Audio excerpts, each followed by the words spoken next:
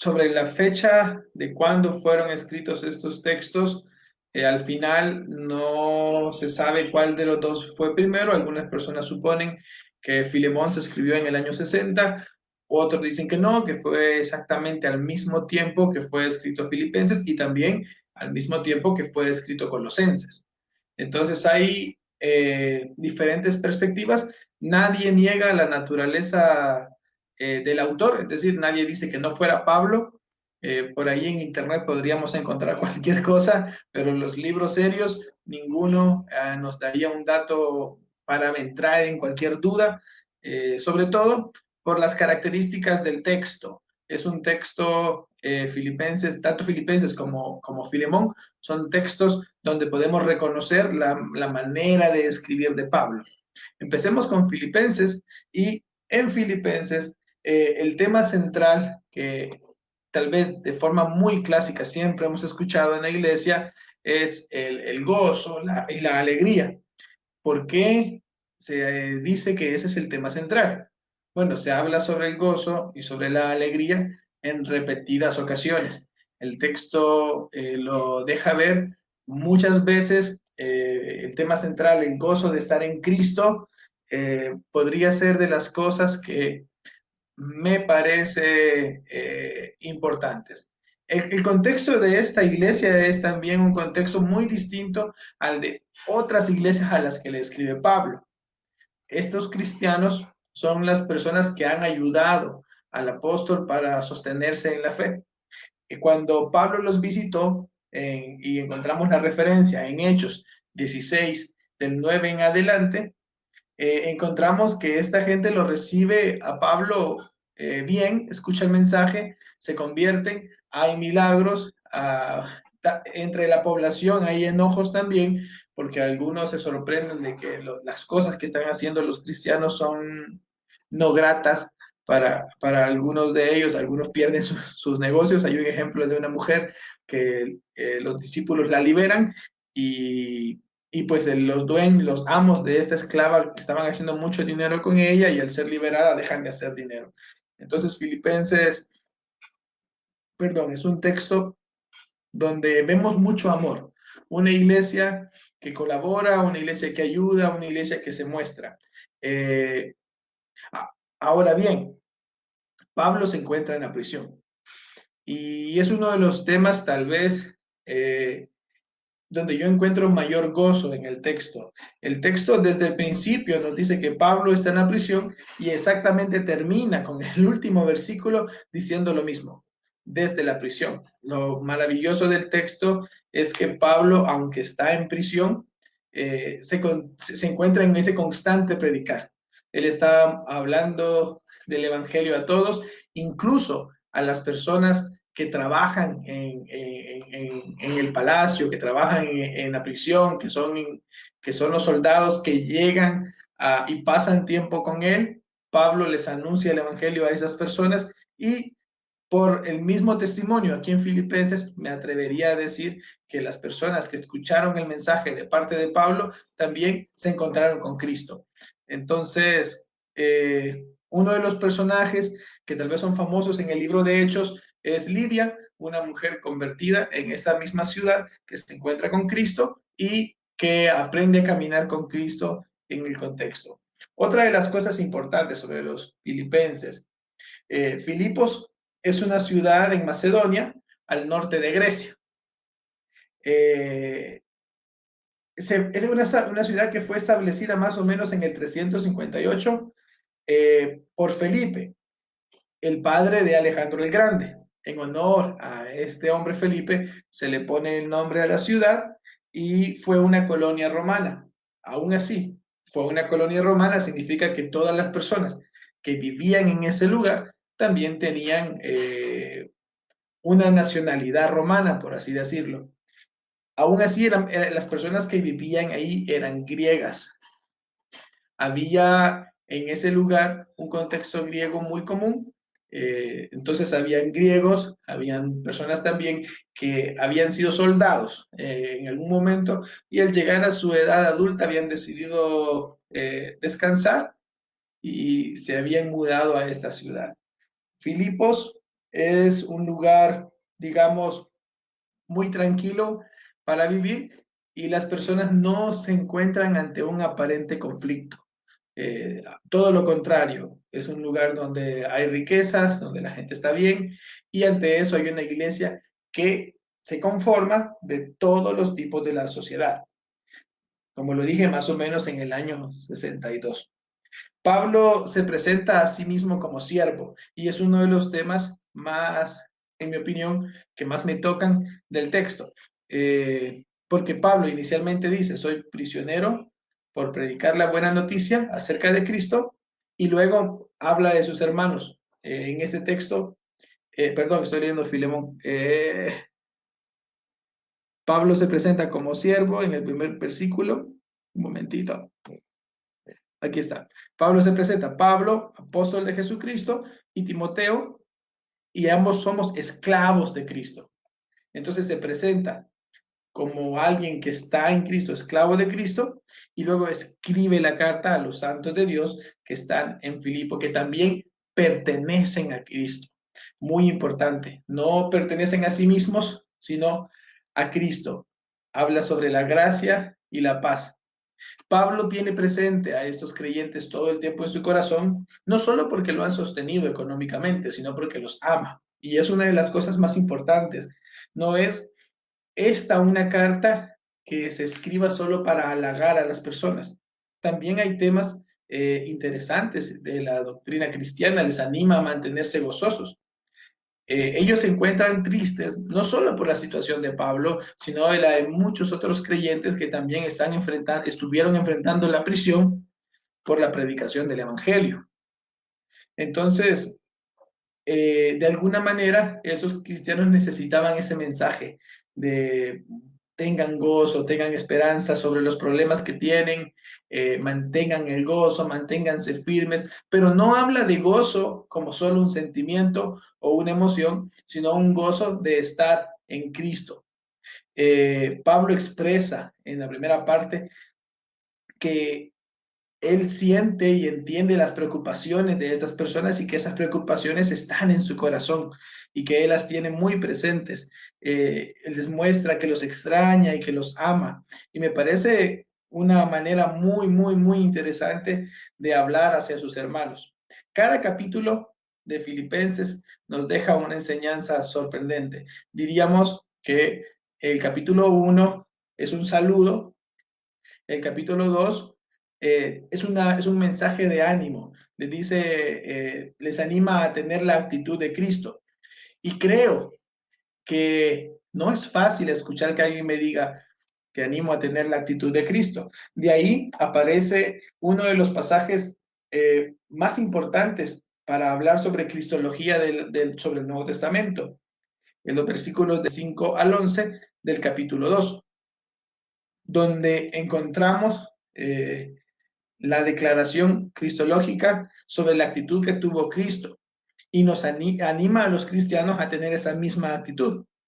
Dios, Jesucristo, aunque Él era Dios, no consideró el ser igual a Dios como algo a que aferrarse, sino que renunció a sí mismo y se hizo como un esclavo y nació como un ser humano, se ofreció como hombre, murió como hombre en obediencia a Dios, murió en la cruz y luego dice que Dios lo levantó, lo llevó al lugar de mayor honor. Entonces es como un canto que se encuentra en este pasaje que da mucho ánimo a los creyentes. De nuevo, el mensaje al principio es, tengan la misma actitud que tuvo Cristo. No sé si ese sea el mensaje que se predica todos los domingos en los templos. Me parecería que este debe ser el mensaje de seamos igual a Él, que eh, entendió su condición de siervo. Y el mensaje es ese, entendamos la condición de siervos al encontrarnos con Cristo. Luego, en el capítulo 3, habla sobre el valor incalculable de conocer a Cristo. Entonces, sean como siervos porque conocemos a Cristo o porque conocen a Cristo. Es un texto que me lleva a una profunda reflexión y entendimiento de la fe. También anima a las personas a no depositar su confianza en lo que pueda pasar o en las personas. del todo, sino que confiamos porque confiamos en Cristo, en el sacrificio de Cristo y en la obra de Cristo. Nuestra fe no se pone como la ponen otras personas en deidades falsas, en imágenes o en pensamientos, sino la fe fundamentada en Jesucristo. Pablo cuenta también cuál fue su situación antes de encontrarse con Cristo. Entonces, creo que el capítulo 3 también es un texto muy evangelizador que podría ser muy bien leído en las iglesias y que creo que como cristianos nos podría ayudar mucho para compartir el mensaje de fe. Atención también aquí, Pablo, aunque Pablo cuenta su testimonio de cómo se encontró con Cristo, no es que nos permita a nosotros solamente enfocarnos en contar nuestra historia de cómo vinimos a Cristo, sino más bien, viendo el testimonio de Pablo, anunciamos la fe y la belleza de encontrarse con Cristo. Así continúa Filipenses y llega hasta el capítulo 4, donde tenemos un versículo que en mi opinión sería un versículo clave. En el capítulo 4 tenemos el versículo 6. Bueno, desde el 4 hasta el 6. Pero quiero leer el 6. No se preocupen por nada, en cambio oren por todo, díganle a Dios lo que necesitan y denle gracias por todo lo que Él ha hecho. Ahora, no es un mensaje para pensar en sí mismos, sino y tampoco para salirnos del contexto. Estos cristianos están tristes, preocupados, porque su hermano está en la cárcel, porque hay muchos cristianos que están enfrentando la dificultad de la predicación del Evangelio. Ante eso, el mensaje: no se preocupen, sino den gracias a Dios por todo. No creo que este texto que sea un texto que yo podría leer para animarme a mí mismo a decir, bueno, tengo una deuda, pero no me voy a preocupar. No es el énfasis del pasaje. Cuando nos conectamos con los eventos importantes del pasaje, encontramos la belleza del mensaje de Dios. Ahora, me gustaría hablarles también de Filemón. Acompáñenme a este otro texto. Filemón es realmente un texto muy pequeño, un escrito muy pequeño y muy impresionante. Una cosa importante en Filemón es que pareciera que es un texto que fue escrito particularmente, es decir, a una sola persona. Ahora bien, me tomó ese pensamiento: si fue escrito para una sola persona, ¿por qué aparece como un texto que lo necesitemos leer todos? Si parece un texto muy personal. Pues la razón es porque Filemón no solo es el que recibe la carta, sino también podríamos entender que que su casa es parte de una comunidad de fe, que las personas llegan a su casa y estudian la palabra con él. Entonces, por los diversos saludos que encontramos en este texto, no es lejano de la verdad decir que esos líderes de la iglesia, de los que habla, son las personas que llegan a leer la Biblia a casa de Filemón. La situación en el texto entonces nos deja una idea central. La iglesia local es una familia, porque así aparece en este texto, nos deja entender esa idea. Martín Lutero decía que la carta a Filemón era una muestra del tierno amor de Cristo en una comunidad de fe. Y me parece que también estoy muy de acuerdo con esa idea. Entonces, dice algo que escribe aquí. Y por lo tanto, entre los miembros debe darse relaciones que se dan también entre los miembros de una familia. Y de ahí el ejemplo que Pablo envía para esta congregación. No solo envía una carta de saludo, sino que la persona que porta la carta es también una persona que se encuentra en una dificultad con esta comunidad. Es decir, Onésimo. Era un esclavo, pero ante una situación complicada. En verdad, me atrevería a decir, tal vez robó y huyó por miedo a que la ley romana se aplicara a él, ya que, bueno, se supone que se encuentran en Colosas y hay todavía el cumplimiento de esas leyes romanas, aun cuando Filemón es un creyente. Pienso que Onésimo escapó de la casa de Filemón no siendo un creyente y de alguna manera se encuentra con Pablo en la prisión. Pablo le anuncia el mensaje del Evangelio y me parece súper didáctico esto, porque Pablo le anuncia a él el mensaje del Evangelio. Luego me imagino que Onésimo le contó de dónde venía y quién había sido su amo. Pablo lo recuerda porque eran personas que él conocía y amaba, y entonces lo envía. Fundamentalmente lo que Pablo quiere pedir a las personas es que oren por su pronta liberación. Y ese es uno de los temas al final de los saludos, que todos mandan saludos, pero también dice que él pide a ellos que oren para que él pueda ser liberado, entendiendo que las cadenas de Pablo son de nuevo por causa del Evangelio.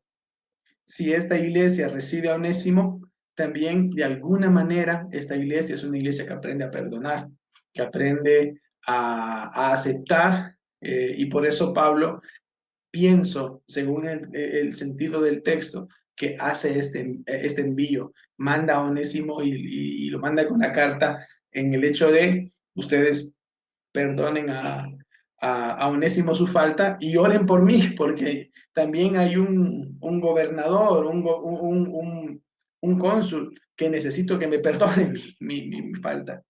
Me parece muy, muy interesante. Entonces, bueno, Pablo escribe este texto. Eh, de nuevo, una de las cosas más importantes, entre los versículos, en mi opinión, importantes, Pablo, esclavo de Jesucristo. Una de las ideas que me parece muy, muy, muy relevantes. Y también podríamos decir que los versículos, ahora los voy a compartir con ustedes, el versículo 4, del versículo 1 también, dice aquí el versículo del 1 al 3. Yo, Pablo, prisionero por predicar la buena noticia acerca de Cristo Jesús, junto con nuestros hermanos, con nuestro hermano Timoteo, les escribo esta carta a Filemón, nuestro amado colaborador, y me gusta cómo continúa, a nuestra hermana Apia, a Arquipo, a nuestro compañero de la lucha, y a la iglesia que se reúne en tu casa. De nuevo, una iglesia en la casa. Que Dios, nuestro Padre, el Señor Jesucristo, les den la gracia y la paz. Luego más adelante dice el versículo 7, hermano, tu amor me ha dado mucha alegría y consuelo porque muchas veces tu bondad reanimó el corazón del pueblo de Dios. Así que bueno, también podríamos ver en Filemón a un predicador que ahora necesita recibir a Onésimo. Eh, Datos interesantes sobre los destinatarios. Bueno, son personas que están en Colosa.